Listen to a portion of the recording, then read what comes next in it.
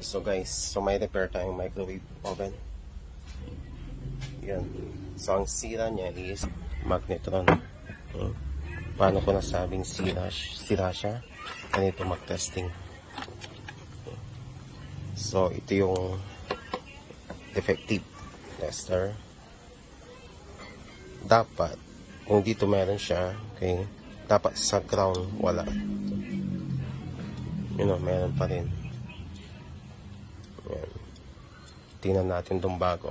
Yung filament na tinatawag. Yan. So ito yung body. Dapat wala yan. Okay, wala. Yun. So ito yung good. Yung kabilaan naman meron din sa kabila. Okay. So papalitan natin to and testing natin kung ito lang sira. Okay, so ito na yung repair natin na microwave na pinalitan natin ng filament. So ito yung sinasabi kong sira. Check natin.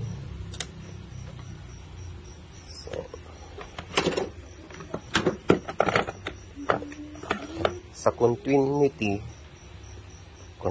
check, okay,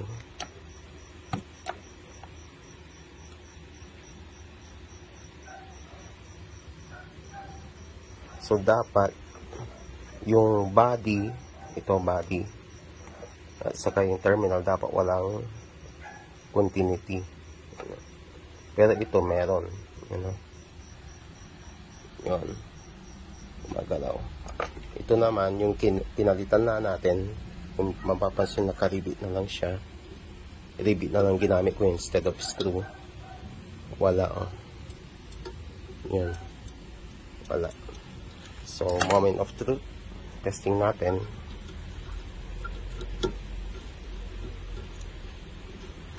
Yan. So, pinalitan ko na rin ng fuse kasi shorted, pumutok siya. Yan.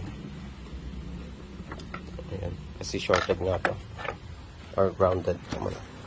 So plug in na natin. Yun. On. And yung temperature to.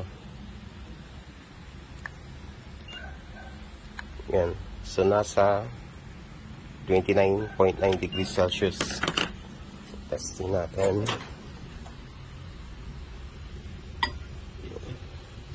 Lagyan natin tayo sa around 30 seconds ka muna. Ay, sobra. 0.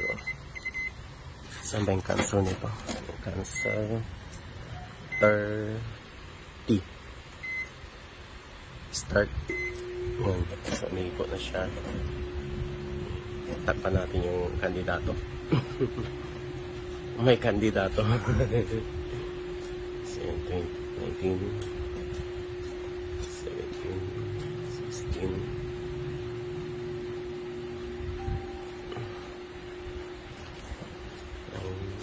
8, 7, 6, 5, 4, 3, 2, 1.